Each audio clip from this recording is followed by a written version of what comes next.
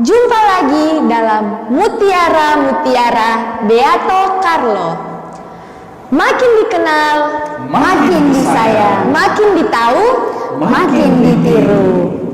Teman-teman kaula muda setanah air, saya Monica bersama dengan teman saya Veronica dan teman kami Pastor Terry Ponomban.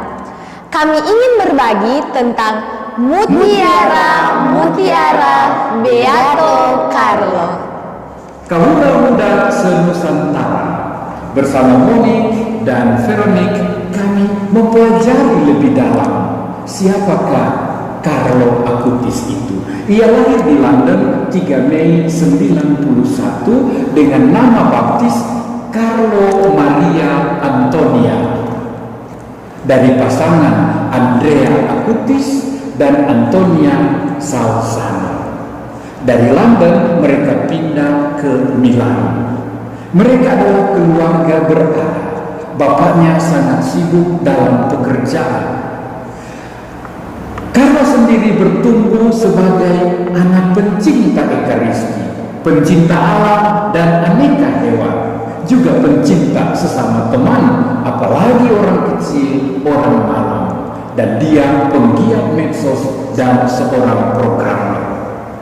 Proses kanonisasinya dimulai 15 Februari 2013. 13 Mei 2013 dia diangkat sebagai hamba Tuhan, dan 5 Juli 2018 menjadi venerabilis, dan 10 Oktober 2020 tanggal cantik 10/10/2020 dia diberi gelar Beato. Dan mudah-mudahan dalam tempo yang sesingkat-singkatnya dia boleh menjadi santo atau orang kudus. Mari kita bahas tentang Beato Carlo dan IT. Seperti remaja pada umumnya, Beato Carlo juga menyukai Pokemon, GameCube, Xbox, dan PlayStation. Dia pun juga menguasai Adobe Photoshop, Dreamweaver, dan PowerPoint, serta program-program yang rumit lainnya. Dia belajar software perangkat lunak di komputer dan programming secara otodidak. Carlo sangat ahli dalam bidang ini, sehingga teman-temannya yang lebih senior dan bergelar mengakui bahwa dia sangat jenius.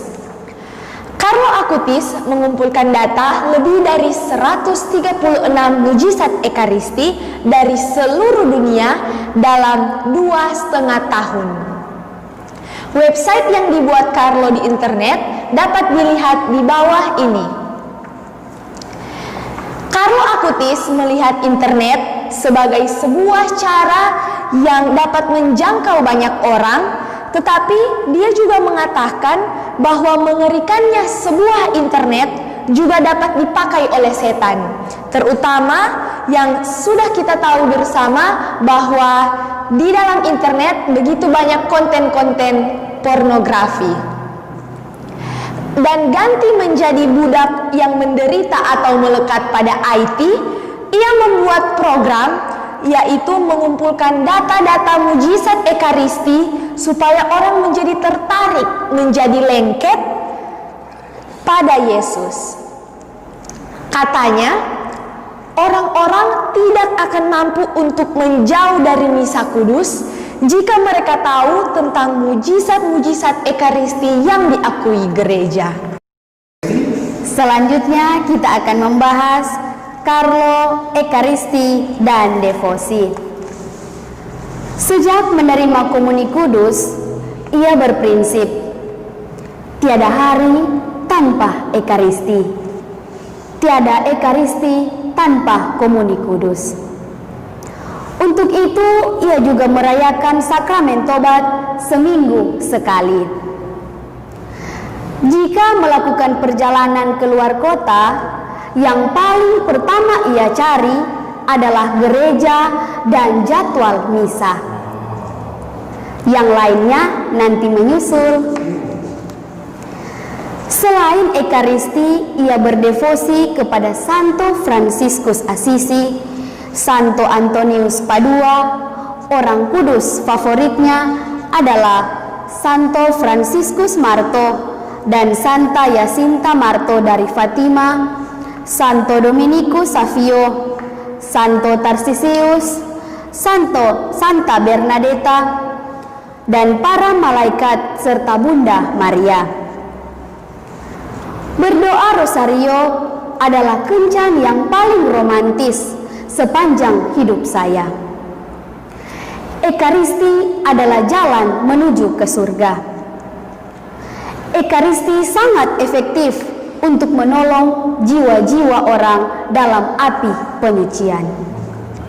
Ketika Anda berjemur di bawah terik matahari, pasti kulit Anda akan kecoklatan.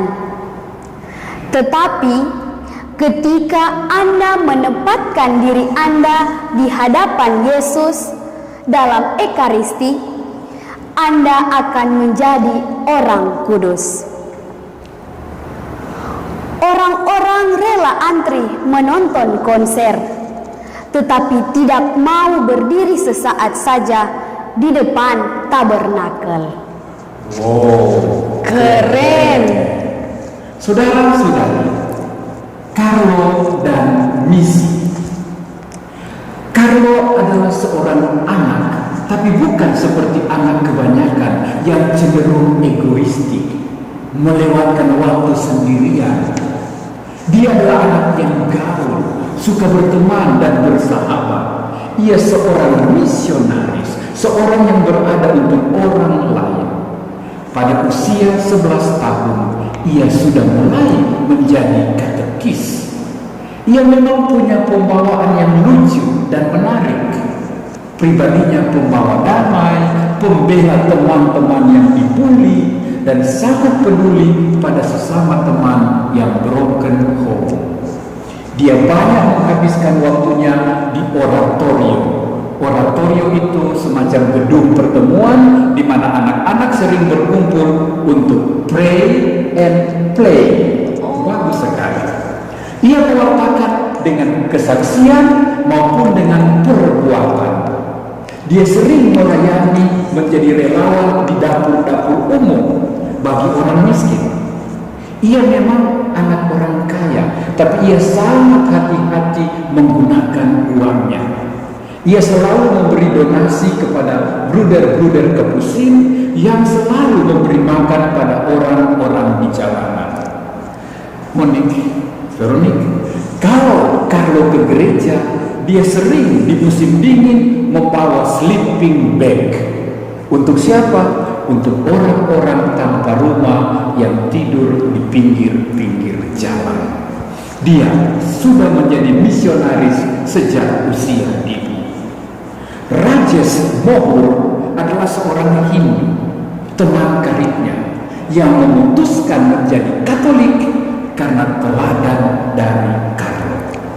Upaya Carlo sungguh-sungguh seorang misionaris cilik, menjangkau banyak orang, dan dia memberi kesaksian tentang keindahan dan kebahagiaan bersama Yesus.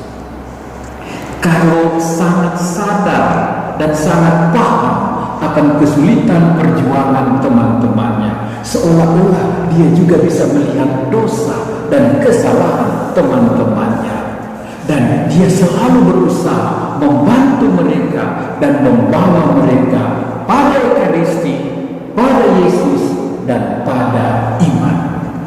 Nah, siapa sih Carlo ini di mata ibundanya?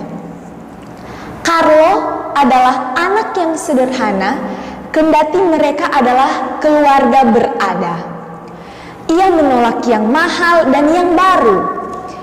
Ia pun bersahabat dengan siapa saja, tidak memilih teman yang kaya ataupun yang miskin. Ia menjaga kesucian hatinya dan keindahan alam. Dan fakta yang menarik adalah, jika Carlo pergi ke pantai atau ke taman, ia selalu berburu sampah. Katanya, mari membuat satu sudut dunia yang indah. Wow, indah sekali ya. Jangan pikir dia adalah anak yang sempurna. Tidak, dia juga jatuh bangun, sama seperti proses-proses yang kita lewati. Ia pun berupaya untuk mendisiplinkan dirinya. Ia suka makan, tetapi ia pun lebih banyak berpantang.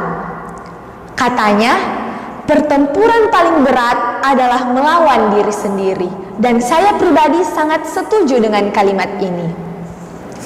Carlo adalah penyelamatku yang kecil, pembawaku kembali ke dalam iman Katolik, dan ia memiliki Yesus di dalam hatinya, sehingga dengan ini ia menyentuh hati banyak orang, termasuk aku, kata Ibu Carlo. Ia sudah meramalkan bahwa ia akan mati muda, dan ketika saat itu semakin dekat, ia katakan bahwa ia tidak takut, sebab ia telah tidak menyia-nyiakan hidupnya, dan saya telah tidak menyakiti hati Tuhan, dan bahwa kita dinantikan di surga, kata Carlo. Dan pada hari pemakamannya, Ibu Carlo terkaget melihat orang-orang yang membanjiri jalan-jalan di Milan. Anak-anak sekolah sangat rapi, bercampur dengan tunawisma dan orang-orang miskin yang tak terhitung jumlahnya, termasuk orang-orang dari agama yang lain. Saya tak tahu jika ia punya kenalan sebanyak ini, kata Ibu Carlo. Orang-orang yang menghadiri pemakaman Carlo memperhatikan bahwa dari jasad Carlo tercium aroma bunga lili. Mereka menghubungkannya dengan kemurniannya dan devosinya kepada Santo Antonius dari Padua. Carlo di mata Paus Fransiskus. Ia adalah role model bagi orang-orang zaman ini yang sering sekali tergoda oleh pencarian kepuasan diri, isolasi dan egoisme, kelekatan pada kesenangan medsos. Kebahagiaan sejati adalah menempatkan Allah sebagai yang nomor satu dalam hidup dan melayani Kristus dalam diri sesama yang kecil maupun yang malang. Saudara-saudari kaula muda senusantara, jika Carlo bisa, kita semua juga bisa. Betul kan, Monik? Iya betul, ya betul Pastor. Dan kamu sendiri bagaimana? Saya setiap Ekaristi akan kuhayati. Apalagi saya sebagai putri altar, sama seperti Carlo. Tiada hari Minggu tanpa Ekaristi. Tiada Ekaristi tanpa komuni kudus. Ketika saya menomorsatukan Tuhan, pasti Tuhan juga akan menomorsatukan saya. Keren. Hebat ya. Iya. Kemudian Monica gimana? Bagaimana ya saya supaya orang-orang bisa menikmati buah-buah dari Ekaristi? Saya terpikir akan membuat sebuah website paroki yang akan mengunggah umat-umat yang memiliki kendaraan agar setiap hari Minggu bisa memberikan tumpangan kepada umat yang lain yang berkesulitan. Antara lain, kesulitan karena biaya ojek. Biaya ojek bisa sampai 15.000 pulang pergi. Kita bayangkan jika dalam satu keluarga ada 3 orang, berarti biaya yang harus dikeluarkan adalah 45.000. Betul. Dan itu bukanlah jumlah yang sedikit bagi keluarga sederhana. Jadi, seperti pada keluarga saya, papa saya punya mobil, dan kalau ke gereja kami hanya berdua. Otomatis berarti ada 3 seat kosong yang dapat kami berikan sebagai tumpangan bagi umat yang lain. Dan jika ada 10 saja umat yang memberikan 3 seat kosong kepada umat yang lain, Berarti ada 30 umat yang bisa tertolong datang ke gereja. Beato Carlo, semoga dapat memberkati mimpiku dan akan ada banyak orang yang bisa tergerak hati untuk membantu umat yang kesulitan. Saya berdoa, semoga apa yang menjadi niat suci Veronica dan Monik dan juga teman-teman kaula muda di seluruh Indonesia untuk lebih dekat pada Yesus, lebih dekat pada Ekaristi, diberkati Tuhan dan didoakan Beato Carlo. Orang muda Katolik setanah air yang terkasih. Jadi Beato, kamu bisa. Jadi Beato, kita bisa. Jadi Beato, Kamu bisa. Jadi Beato, semua bisa.